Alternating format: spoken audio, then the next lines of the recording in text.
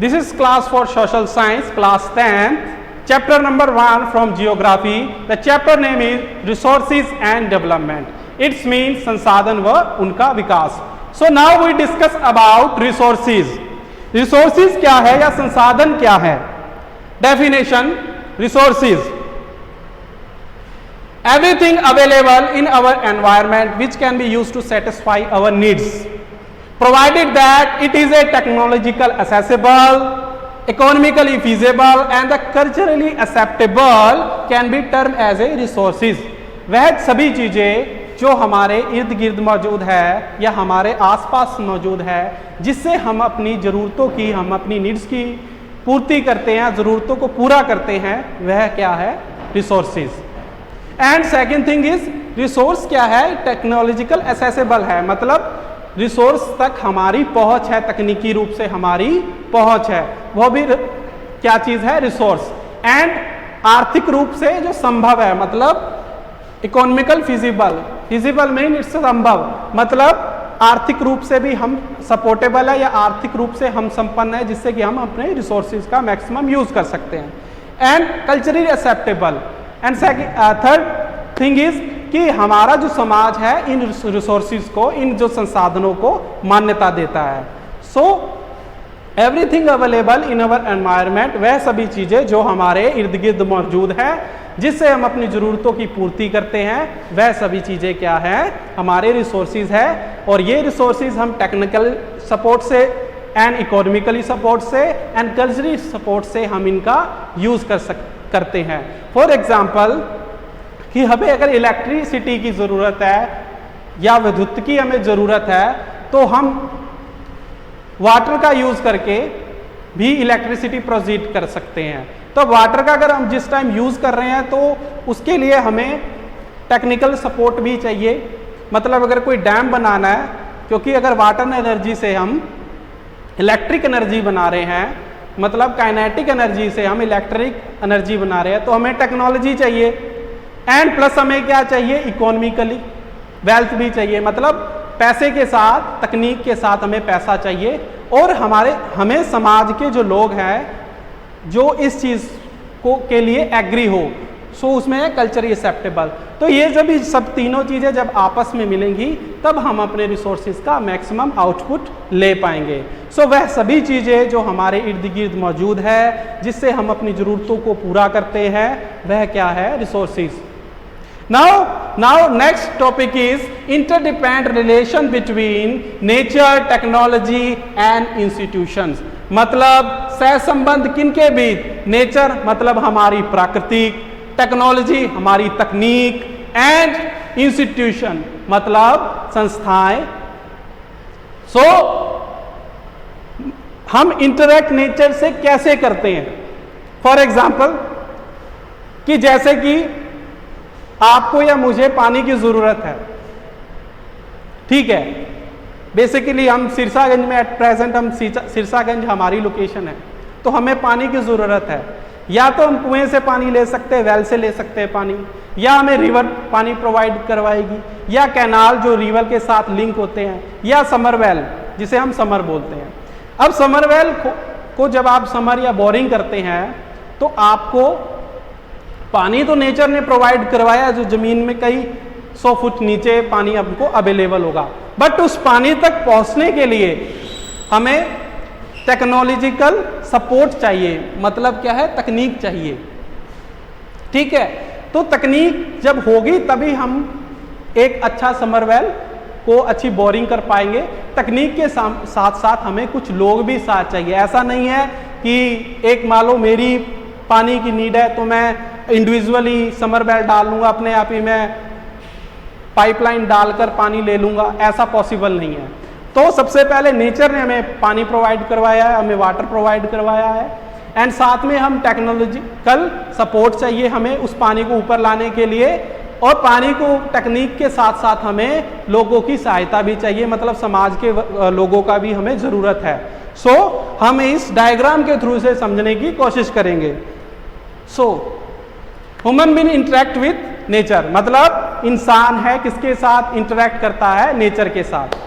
किस और किसे मीडियम बनाता है, मतलब अगर हमें नेचर के साथ इंटरेक्ट करना है, फॉर एग्जाम्पल कि जैसे कि मैंने पहले बताया मुझे पानी की ज़रूरत है, तो पानी तो मुझे नेचर ने प्रोवाइड करवा दिया, ठीक है, नेचर ने हमें पानी दिया है, बट उस तक हमें पहुंचने के लिए एक मीडियम चाहिए, मतलब एक रास्ता चला चाहिए।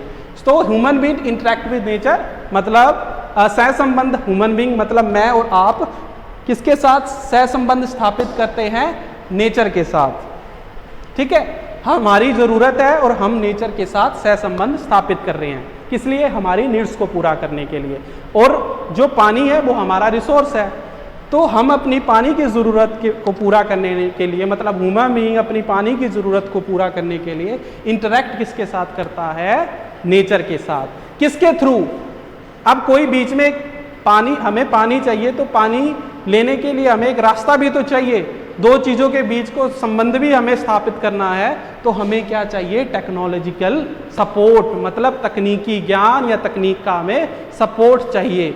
फॉर एग्जाम्पल पानी तो हमारे पास है, पर पानी को ज़मीन से ऊपर लाने के लिए हमें पूरी बोरिंग करनी पड़ेगी, प्रॉपर मोटर सेटअप करना पड़ेगा, उससे ही पानी ऊपर आएगा, ठीक है। एंड क्रिएट ए इंस्टीट्यूशन, और टेक्नोलॉजी के साथ हमें एक इंस्टीट्यूशन मतलब संस्था भी चाहिए। अब मेरी पानी की ज़रूरत है तो मैं इंडिविजुअली उस पानी की ज़रूरत को पूरा नहीं कर सकता, मुझे लोगों की ज़रूरत पड़ेगी, मतलब एक ऑर्गेनाइजेशन की ज़रूरत पड़ेगी जिसमें 2, 4, 10 आदमी होंगे, वो उस बोरिंग को करने में मेरी सपोर्ट करेंगे ताकि मैं पानी तक पहुंच सकूं। पर जब मेरे पास पानी आ जाएगा तो क्या होगा, to accelerate their economy development, इससे क्या होगा कि मैं जो अपनी आर्थिक क्रियाएं मेरी होगी उसको एक्सेलरेट करूंगा, उसको गति दूंगा विकास के लिए। अब ये तो मेरी एक इंडिविजुअल बात होगी, अब मैं बात करूंगा हमारी पूरी सोसाइटी की या हमारे नेशन की। अगर हम मैक्सिमम से मैक्सिमम डैम्स बनाएं, पानी तो है, पानी रेन वाटर भी है, ग्राउंड वाटर भी है, सी वाटर भी है, ठीक है, बट हमें डैम किस लिए बनते हैं, इलेक्ट्रिसिटी के लिए, और हमें जो इरिगेशन के लिए पानी चाहिए उसके लिए डैम बनते हैं, ठीक है। तो ह्यूमन बीइंग की जगह हम सरकार को ले लेते हैं या हमारे नेशन को ले लेते हैं। नेशन की क्या ज़रूरत है, पानी, पानी हमें नेचर ने प्रोवाइड करवा दिया।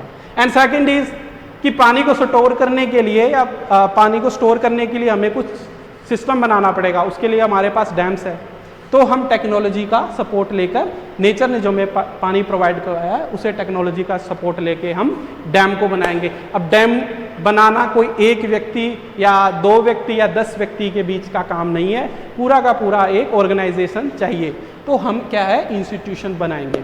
अब जब इंस्टीट्यूशन बनेंगे तो हम अपनी नीड्स, किसकी क्या नीड थी हमारी, डैम बनाना, किसके लिए, पानी के लिए। पानी की क्या ज़रूरत है, या तो इलेक्ट्रिसिटी यूज़ होगा या इरिगेशन के लिए। तो हमने इंटरेक्ट कर लिया नेचर के साथ भी, टेक्नोलॉजी के साथ भी, इंस्टीट्यूशन के साथ भी। इससे क्या हुआ, हमारा डैम बन गया। अब डैम बन गया तो क्या हुआ, हमारी ज़रूरत पूरा हुई। जब हमारी ज़रूरत पूरा हुई तो हमने क्या किया, इलेक्ट्रिसिटी भी बनाई, इरिगेशन किया अच्छे से। जब घर घर इलेक्ट्रिसिटी होगी तो क्या हुआ, मैक्सिमम हमें आउटपुट मिलेगा, मतलब रोशनी है, इलेक्ट्रिसिटी है, तो एज ए स्टूडेंट फॉर्म में देखा जाए तो बच्चे आराम से घर में पढ़ सकते हैं। एंड इलेक्ट्रिसिटी है तो इंडस्ट्री भी इस्टेब्लिश हो सकती है, ठीक है। और डैम से क्या बेनिफिट मिलेगा, इरिगेशन मिलेगा। इरिगेशन से क्या है कि हमारी फसलों को पानी मिलेगा।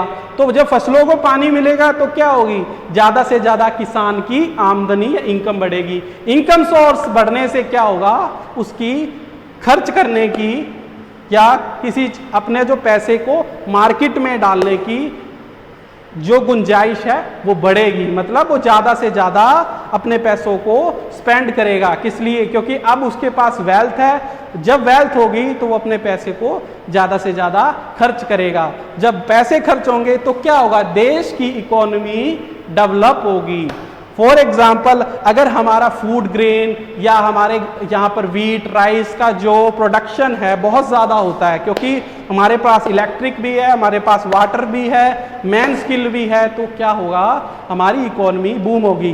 क्योंकि जब हम मैक्सिमम यूज़ करते हैं अपने रिसोर्सेज का, रिसोर्सेज कोई भी हो सकता है, आपकी मेटल भी हो सकती है, नॉन मेटालिक थिंग्स भी हो सकती है, वाटर हो सकता है, सनलाइट। तो हम मैक्सिमम जब इन चीज़ों का यूज़ करते हैं अपनी रिसोर्सेज का, तो हम अपनी जो इकोनॉमी को क्या करते हैं, एक्सलरेट। और जब इकोनॉमी एक्सलरेट होती है तो क्या होता है, देश का विकास या एक कंट्री का या एक नेशन की development. For example India last 6 to 7 year continue dams बना रहा है जिससे कि उसकी ज़्यादा से ज़्यादा पानी को स्टोर करने की क्षमता बढ़ सके।